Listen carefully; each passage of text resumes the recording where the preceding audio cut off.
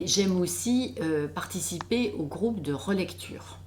Je trouve que c'est tout à fait complémentaire de la lecture des textes nouveaux qui sont déposés à l'APA.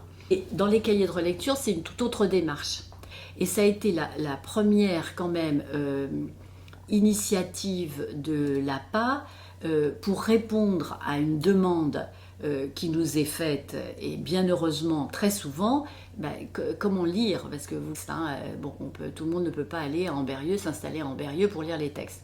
Donc ça a été ça, ce qui a donné cette idée de cahier de relecture, c'est-à-dire de publier, avec l'autorisation des auteurs et des déposants bien entendu, mais de publier des extraits pour les donner à lire plus largement.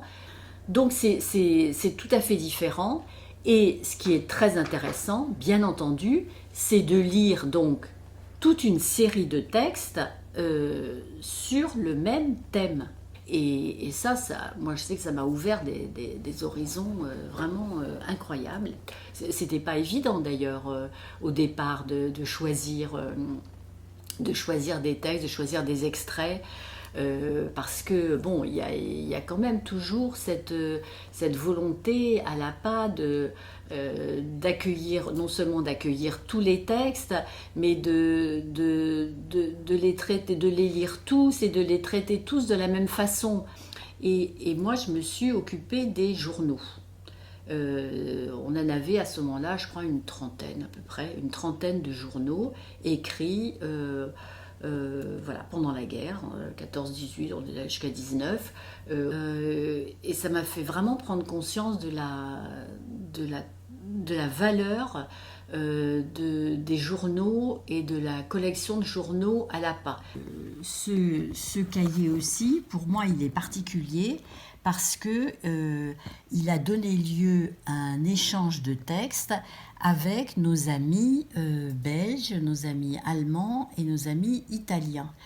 C'est-à-dire que nous avons publié des extraits de textes de leurs archives respectives.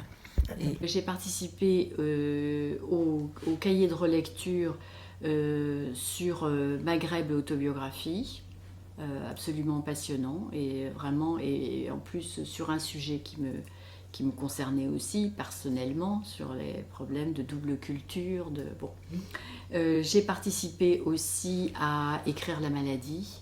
Là aussi, j'ai travaillé avec Françoise Lotte sur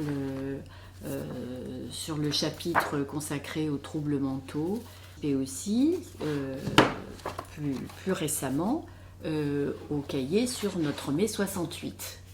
Et voilà. Et là aussi, d'ailleurs, en m'intéressant plus particulièrement dans ce cahier aux journaux.